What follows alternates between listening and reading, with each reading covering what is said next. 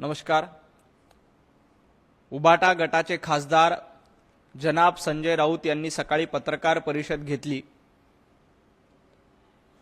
खरं तर रोज सकाळी उठायचं, गांजा ओढायचा आणि पत्रकार परिषद घ्यायची ही संजय राऊतांची सवय झालेली आहे। देवेंद्रजी फडणवीस यांचं व्हीएसआर कंपनीमध्ये विमान असेल असा दावा संजय राऊत करतात। संजय राऊत, मला तुम्हाला विचारायचंय, स्वतःचं विमान असायला देवेंद्रजी फडणवीस हे उद्धव ठाकरे नाहीत। उद्धवजींकडे स्वतःची किती विमान आहेत हे तपासा। रोज सकाळी गांजा ओढून पत्रकार परिषद घेण्याची तुम्हाला सवय आहे आणि आता होळी जवळ आल्यामुळे जरा जास्त गांजा ओढली असेल आणि जास्त नशा केली असेल, त्यामुळे अशा पद्धतीचा खोटा आरोप तुम्ही माननीय मुख्यमंत्री देवेंद्रजी फडणवीस यांच्यावर केलाय आणि दुपारपर्यंत ही नशा तुमची कमी होईल। त्याच्यानंतर तुम्ही देवेंद्रजी फडणवीस यांची माफी मागा, अन्यथा भारतीय जनता पार्टीकडनं तुम्हाला कायदेशीर नोटीस बजावली जाईल। स्वतःचं विमान असायला देवेंद्रजी फडणवीस हे उद्धव ठाकरे नाहीत।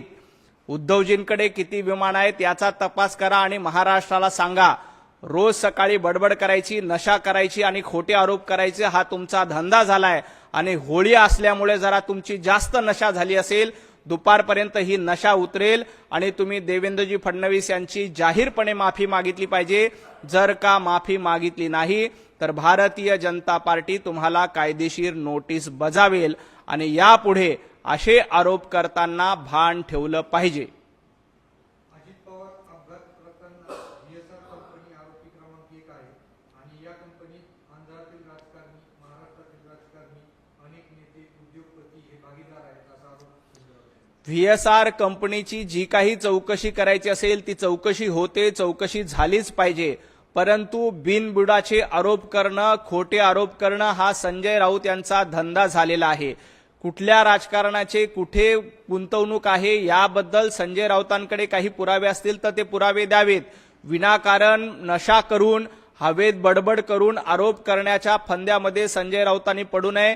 याआधी देखील अशाच पद्धतीचे धादांत खोटे आरोप संजय राऊतांनी अनेकांना केलेत, परंतु ते वेळोवेळी तोंडावर पडलेत। संजय राऊत, पत्राचाळीमध्ये सर्वसामान्य मराठी माणसाची घरं तुम्ही लाटली। सर्वसामान्य मराठी माणसांची घरं लुटून तुम्ही त्याचा पैसा कमावला, याबद्दल तुम्हाला जेलमध्ये देखील जावं लागलं। त्याचा विचार करा आणि मग इतरांवर आरोप करा। एफआयआर दाखल करण्यासाठी गृहमंत्री यांच्यावर दबाव आणावा असं संजय राऊत। खरं तर अजितदादांच्या विमान अपघात प्रकरणाची सीआयडी मार्फत चौकशी सुरू आहे, केंद्रीय यंत्रणांमार्फत चौकशी सुरू आहे। अपघाताबद्दल ईडीआर यापूर्वीच दाखल झालेला आहे। एकदा ईडीआर दाखल झालाय आणि त्यानंतर ज्या पद्धतीने सीआयडीने स्पष्ट केलंय की अजितदादांच्या अपघाता प्रकरणामध्ये घातपात आहे का याचा तपास सुरू आहे, अपघात झाला का याचा तपास सुरू आहे, निष्काळजीपणा झाला का याचा तपास सुरू आहे। अशा सगळ्या अँगलनं तपास चालू असताना विनाकारण अशा पद्धतीचा अट्टहास करणं, ईडीआर ऑलरेडी दाखल झालेला आहे। अपघातात ईडीआर दाखल होतो, ईडीआर एफआयआर प्रमाणेच पूर्ण चौकशी करते, तरी देखील काही लोक, संजय राऊतांसारखी लोक जाणीवपूर्वक स्टंटबाजी करण्याचा प्रयत्न करतायत आणि राजकीय पोळी भाजण्याचा प्रयत्न या निमित्ताने करतायत। एवढंच मला या निमित्ताने सांगायचंय। केजरीवाल यांच्यावर दाखल केलेली केस फक्त निवडणूक जिंकण्यासाठी केलेली एक भंपकता होती असं केजरीवाल। अरविंद केजरीवाल यांची पुराव्याअभावी खालच्या कोर्टामधून मुक्तता झालेली आहे। यानंतर या प्रकरणामध्ये सीआयडी, सीबीआय पुढचा पाऊल टाकेल, परंतु जर का यंत्रणांवर भारतीय जनता पार्टीचा किंवा सरकारचा दबाव असता तर अरविंद केजरीवाल निर्दोष मुक्त झाले असते का? एका बाजूला यंत्रणांवर दबाव आहे म्हणायचं, दुसऱ्या बाजूला मुक्त झाले की यंत्रणा स्वायत्त असं म्हणायचं। ही डबल ढोलकी सातत्यानं संजय राऊत वाजवतायत आणि ही डबल ढोलकी महाराष्ट्रानं देखील बघितलेली आहे। केजरीवाल यांच्या संदर्भातला निकाल मोदी आणि शहा यांना चपकार आहे, त्यांची माफी मागावी असं संजय राऊत। केजरीवाल यांना मद्य घोटाळ्या प्रकरणामध्ये अटक झाली होती।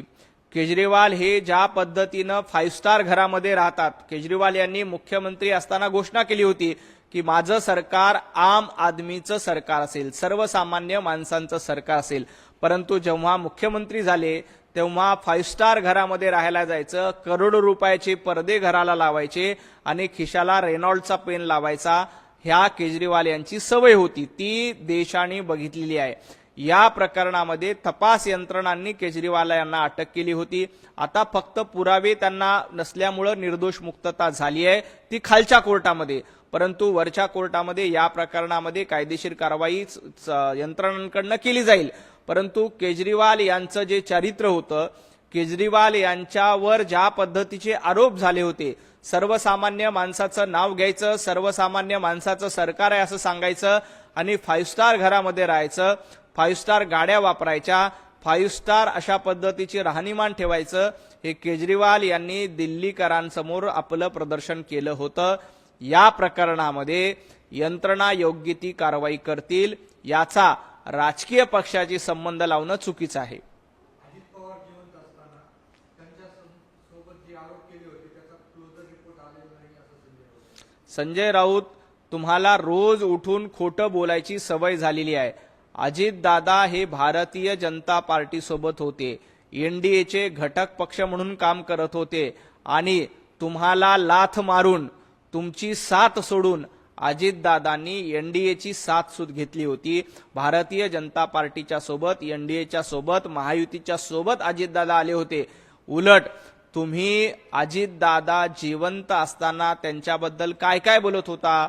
सामना अग्रलेखातून अजितदादांबद्दल तुम्ही काय काय अपशब्द वापरले, हे जर का महाराष्ट्राला पुन्हा एकदा सांगितलं तर तुमचं आजचं अजितदादांचं प्रेम हे पुतना मावशीचं प्रेम आहे।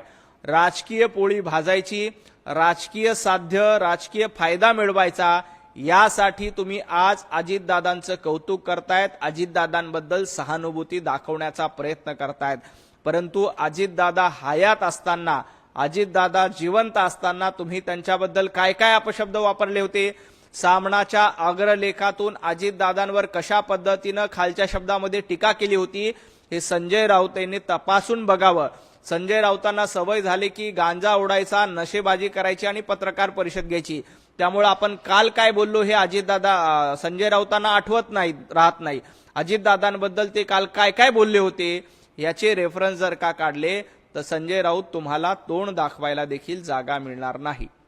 राज्यसभेची जागा आम्हाला मिळावी, कारण मी राज्यसभेत एकटा आहे, मला कोणीतरी सोबत हवं। खरं तर राज्यसभेची खासदारकी शरद पवार साहेबांना मिळावी, यासाठी पहिल्या दिवसांपासून संजय राऊत बॅटिंग करतायत। संजय राऊतांची इच्छा आहे की आदित्य ठाकरेंच्या गटाचा पराभव झाला पाहिजे। आदित्य ठाकरेंची इच्छा आहे की प्रियंका चतुर्वेदींना यावेळेला राज्यसभेची खासदारकी मिळावी, परंतु आदित्य ठाकरेंचा पत्ता कापायचा, प्रियंका चतुर्वेदी त्यांना कॉम्पिटिशन वाटतायत म्हणून प्रियंका चतुर्वेदीचा पत्ता कापायचा आणि शरद पवार साहेबांचं नाव पुढे करून आदित्य ठाकरेंचा पराभव करायचा, हा धूर्तपणा संजय राऊत यांच्या डोक्यामध्ये आहे। काल देखील संजय राऊत यांनी शरद पवार साहेबांची भेट घेऊन राज्यसभेला शरद पवार साहेबांचंच नाव आलं पाहिजे यासाठी प्रयत्न केले आणि पवार साहेबांना सातत्यानं सांगतायत की तुम्हीच राज्यसभेची खासदारकी लढा, कारण तुमचं नाव पुढे आलं तर प्रियंका चतुर्वेदी आणि आदित्य ठाकरे यांच्या गटाचा पत्ता कट होईल। हा राजकीय धूर्तपणा संजय राऊत यांच्या मार्फत केला जातोय, त्यामुळे हे काटशहाचं राजकारण संजय राऊत यांच्याकडनं राज्यसभेच्या निवडणुकीच्या निमित्तानं घेतलं जातंय आणि काँग्रेसला तर राज्यसभेच्या निवडणुकीमधून दूर ठेवण्याचा प्रयत्न सातत्यानं होतोय। काँग्रेसचा कढीपत्ता झालाय, वापरा आणि फेकून द्या, हे महाविकास आघाडीमध्ये काँग्रेसच्या बाबतीत धोरण ठरलंय। शरद पवारांचा पक्ष आणि उभाटाचा पक्ष दोघं मिळून काँग्रेसला राज्यसभेच्या निवडणुकीमध्ये कढीपत्त्यासारखं वापरून फेकून देणार आहेत। याआधी देखील जेव्हा महाराष्ट्रामध्ये महाविकास आघाडीचं सरकार होतं तेव्हा उभाटा गटाचे मुख्यमंत्री झाले आणि शरद पवार गटाचे उपमुख्यमंत्री झाले। काँग्रेसला तिथेही काही मिळालं नाही। काँग्रेसच्या हाती या निवडणुकीच्या मध्ये देखील काहीही मिळणार नाही, हे स्पष्ट आहे, हे जनतेने ओळखलेलं आहे। खूप खूप धन्यवाद।